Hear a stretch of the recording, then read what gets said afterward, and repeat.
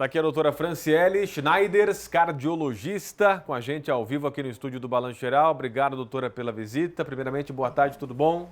Boa tarde, Rodrigo. Boa tarde a todos que nos assistem. Tudo bem?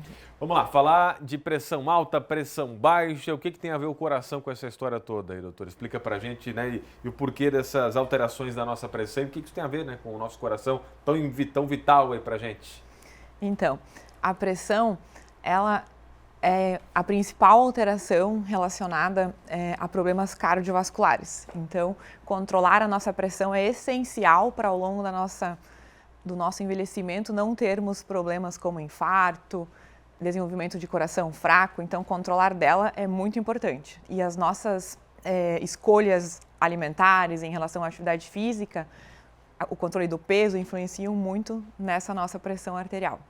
O que é uma boa pressão e o que é os sinais que ela dá que está alterada, né? Onde é que é a pressão baixa e a pressão alta? E quando baixa ou quando aumenta, pode ser bom ou não ou é sempre ruim, doutora? Então, tanta pergunta que eu te fiz agora, tenta explicar aí, doutora, vai lá. Mas vamos lá. O que é uma pressão boa? O nosso famoso 12/8 é sim o ideal, tá? Mas a gente considera alguém realmente hipertenso quando a gente atinge valores de 14/9, tá? Isso sim é um paciente hipertenso que já tem indicação de controles com medicação, tá?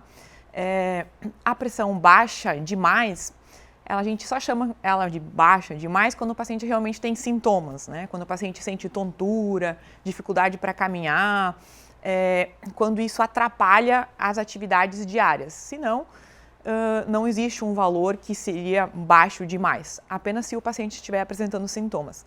Agora, o alto sim, o 14/9 é uma pressão que, quando mantida por mais dias, não é correto, não é o ideal. Precisa ser tratado, precisa ser acompanhado, tá? Existem formas alimentares, existe atividade física para controlá-la e existe a medicação.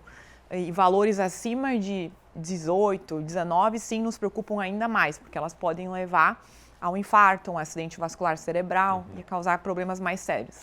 Vamos para a pergunta aqui, ó, no WhatsApp do BG, o doutor responde, a Isabel, boa tarde, geralmente a pressão da minha mãe fica alta mais à noite. Por que isso acontece, doutora? Então, alguns fatores podem estar associados à hipertensão noturna. A principal delas pode ser a apneia. O que é a apneia? São os pacientes que roncam muito.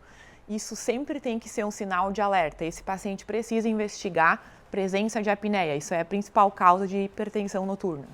Mais uma participação aqui na tela. Vamos lá, Pedro Pereira. Doutor, eu tenho pressão alta, média todos os dias, mas agora, ele media, né, todos os dias, agora não meço mais. Será que eu devo continuar medindo diariamente ou só uma vez por mês? Que dica a senhora deixa para ele aí? Então, medir a pressão não é tratá-la, né? Quando a gente mede a pressão e identifica que ela está alterada, a gente deve procurar uma ajuda médica para fazer o diagnóstico e, se de fato se confirmar uma pressão alta, que eu ressalto, uma medida isolada não confirma um diagnóstico de pressão alta, mas pelo menos 2 medidas aferidas em condições ideais por um médico ou algum profissional da saúde.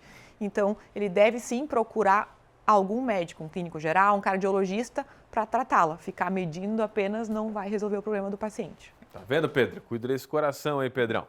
Doutora Franciele, obrigado pela visita aqui. Está convidada para retornar para falar mais aí do nosso coração de uma forma geral. Cardiologista com a gente hoje aqui no Doutor Responde. Até a próxima, doutora. Obrigada, Rodrigo. Obrigado. Prazer.